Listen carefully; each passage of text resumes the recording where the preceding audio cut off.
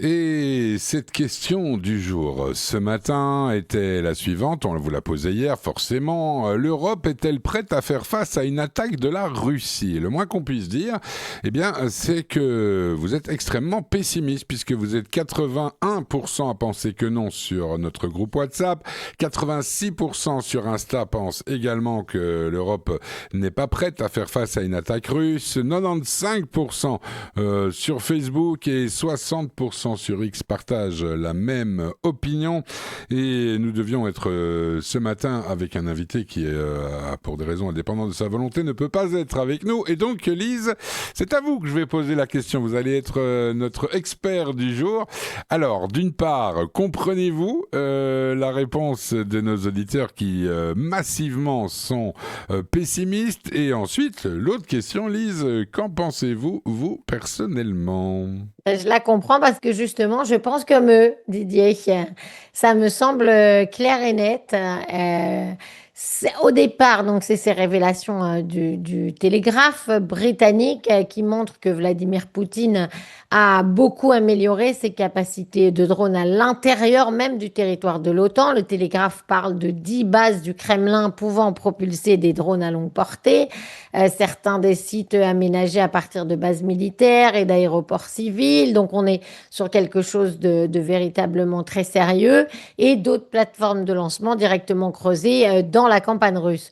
Donc, si effectivement certaines de ces bases de drones servent déjà à frapper largement l'Ukraine, elles représentent forcément, et on le dit depuis le début de cette guerre en Ukraine, une menace à long terme pour les alliés de l'OTAN et notamment pour la Pologne en premier lieu et pour les États baltes en second.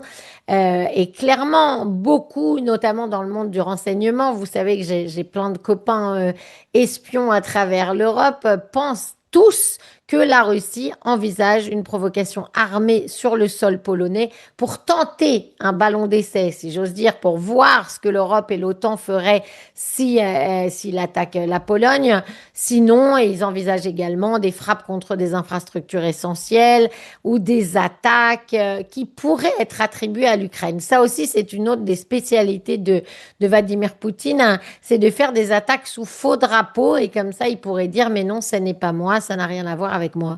Donc, on est véritablement sur une possibilité de manière très réaliste.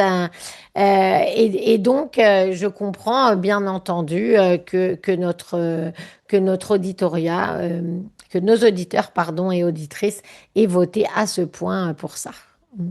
Alors, Lise, je me posais une question aussi. On sait évidemment que, enfin, en tout cas, c'est ce qui se dit, qu'avec la guerre en Ukraine qui fait rage depuis 4 ans maintenant, depuis 2022, on sait et on dit que l'armée russe est exsangue, que l'économie russe est exsangue. Les Russes perdent des hommes par dizaines de milliers, d'après les infos qu'on a pu réunir. Est-ce que c'est vraiment crédible que la Russie puisse vraiment engager une attaque? Qu'elle y réponde, c'est une chose, mais qu'elle l'engage, c'en est une autre. Alors, déjà, pour quiconque connaît Vladimir Poutine, il ne répond pas aux attaques, il les engage toujours, Didier. Donc, par définition, oui, si il a l'intention de le faire. Alors, ça ne veut pas dire que vous n'avez pas raison de pointer le vieillissement et les problèmes de l'armée russe. C'est évident que il attendait une guerre de blitzkrieg rapide avec l'Ukraine et que c'est pas ce qui se passe. Mais néanmoins, ça ne veut pas dire qu'il n'est pas en état de lancer des attaques. En tout cas, c'est ce que je pense profondément. Et on a de la chance puisqu'entre-temps, notre invité qui connaît encore mieux que moi ce dossier nous a rejoint. On va pouvoir s'entretenir de cette question du jour avec lui dans quelques secondes. Nicolas Tenzer, merci d'être avec nous ce matin sur Radio Judaïka. Alors, pour nos auditeurs qui ne vous Bonjour. connaissent pas, vous êtes spécialiste des questions géostratégiques et auteur de plusieurs livres. Notre guerre, le crime et l'oubli pour une pensée stratégique et fin de la politique des grandes puissances, qui est le dernier paru aux éditions de l'Observatoire. On discutait donc de l'Europe et est-ce qu'elle est prête ou pas à faire face à une attaque de la Russie? Qu'est-ce que vous en dites? Alors, d'abord, je pense qu'il y a plusieurs éléments pour remettre les choses dans le contexte. Premièrement, ce n'était pas un mystère depuis déjà longtemps que l'Ukraine allait être attaquée par la Russie. Certains qui disent qu'ils ont été surpris par cette guerre contre l'Ukraine, qui a commencé maintenant, il ne faut pas l'oublier, il y a 12 ans, c'était en 2014. Elle est devenue, je dirais, totale, effectivement, il y a 4 ans et demi, en 2022, le 24 février 2022. Mais donc, c'était quelque chose qui, effectivement, était dans la durée des projets de Poutine, qu'il avait déjà exprimé au milieu des années 2000. Donc ça, c'est quelque chose qui est, je dirais, connu. Et il faut bien voir qu'il ne s'agit pas d'une revendication territoriale, même s'il y a chez Vladimir Poutine la volonté de reconstituer une sorte d'empire défunt, l'empire russe. C'est une volonté d'éradication, d'extermination du peuple ukrainien et de la nation ukrainienne en tant que telle. Je crois qu'il faut vraiment revoir les choses telles qu'elles sont et qu'il les a d'ailleurs d'une certaine manière, de manière plus ou moins douce, exprimées. Deuxièmement, derrière l'Ukraine, il y a un autre ennemi qui est un ennemi tout aussi radical, qui est l'Union européenne. Pour ce qu'elle représente, bien sûr, c'est-à-dire une terre de paix, de démocratie, de droit, et ça c'est vraiment fondamental, qui cultive aussi la vérité, y compris la vérité de la mémoire historique, ne l'oublions pas, parce que précisément c'est ça que lui, de son côté, essaye de complètement effacer, et qui est également un ennemi. Et les attaques que l'on voit aujourd'hui sur l'Europe, qui préfigurent une attaque potentiellement beaucoup plus grande, en particulier si l'Ukraine ne devait pas gagner cette guerre, eh bien, je crois qu'elles sont là aussi la continuité d'un projet que Poutine porte depuis extrêmement longtemps. Est-ce qu'on peut penser que dans l'éventualité d'une nouvelle attaque russe, Nicolas Tenzer, les Chinois et les Iraniens aident Vladimir Poutine, puisqu'on sait que son armée a tout de même du mal à continuer à maintenir cette guerre depuis 4 ans déjà? Alors, les Iraniens, en fait, ont aidé Poutine de manière décisive, évidemment d'un point de vue russe, au début de cette guerre, en fournissant notamment les drones Shahed, qu'après ils ont bien sûr utilisés au Moyen-Orient. Mais le premier fournisseur de drones à la Russie, c'est l'Iran. Il ne faut jamais l'oublier. Donc, je veux dire, l'Iran et la Russie se tiennent côte à côte. Ce sont effectivement des ennemis qui participent de ce même axe de la résistance, je dirais comme les Iraniens les appellent. Voilà, et ça, c'est une réalité. Aujourd'hui, l'Iran dispose certainement moins, je dirais, d'une capacité d'aider militairement la Russie pour les raisons que l'on sait.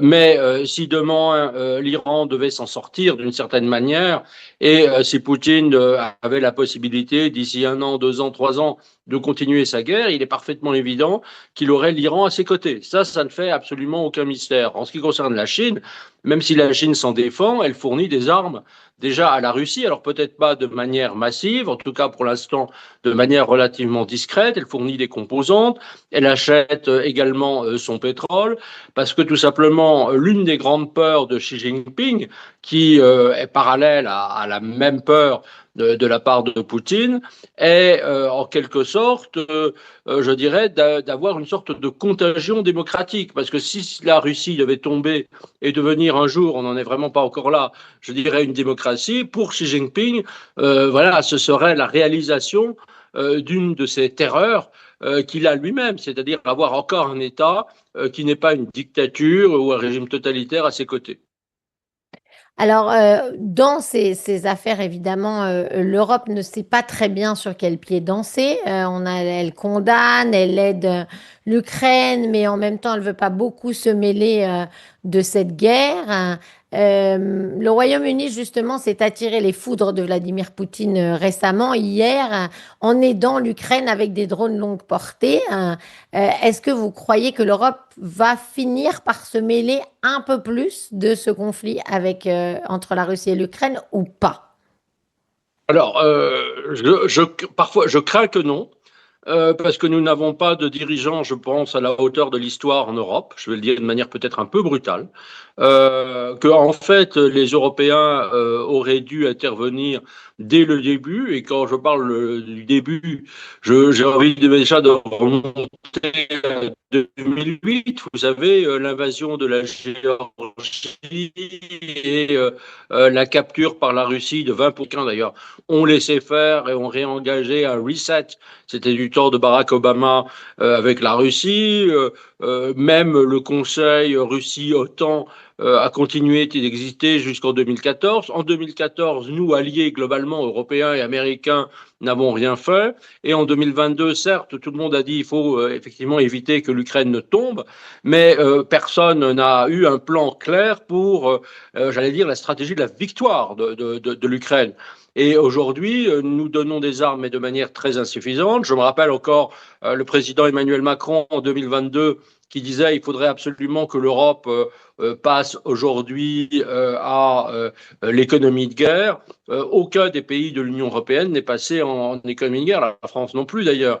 Je veux dire, on est très en deçà et on a un peu l'impression que malgré des propos extrêmement alarmistes sur la possibilité d'une attaque russe contre un des pays européens, une perspective 2027, 2028 ou 2029, on a l'impression que la plupart des dirigeants européens n'ont pas compris une réalité évidente, c'est qu'on ne gagne pas une guerre en ne la faisant pas ou en refusant de la faire.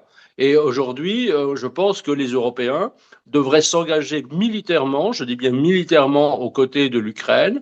Alors pas nécessairement avec des troupes au sol, il ne s'agit pas de mobiliser, ça sont les fantasmes effectivement que certains essayent de faire courir, mais en revanche en aidant avec nos avions à frapper des cibles russes. Et je crois qu'il faut le faire, on aurait dû le faire plus tôt, mais on a vraiment l'impression qu'avec cette forme, si vous voulez, de gestion du risque totalement absurde, on ne veut pas traiter un risque faible, et le risque aurait été déjà beaucoup plus faible, comme je le dis tout à l'heure, en 2008 et 2014 et même 2022, mais on laisse le risque en quelque sorte s'accroître toujours pour le traiter dans les pires conditions qui soient. Et c'est ça qui me paraît complètement absurde et révéler une sorte de manque de conscience historique ou de vision historique de la part d'un certain nombre de dirigeants européens. Merci beaucoup, Nicolas Tenzer, pour votre expertise ce matin. Je rappelle le titre de votre dernier livre qui s'intitule Fin de la politique des grandes puissances aux éditions de l'Observatoire. Une bonne journée à vous et à très vite.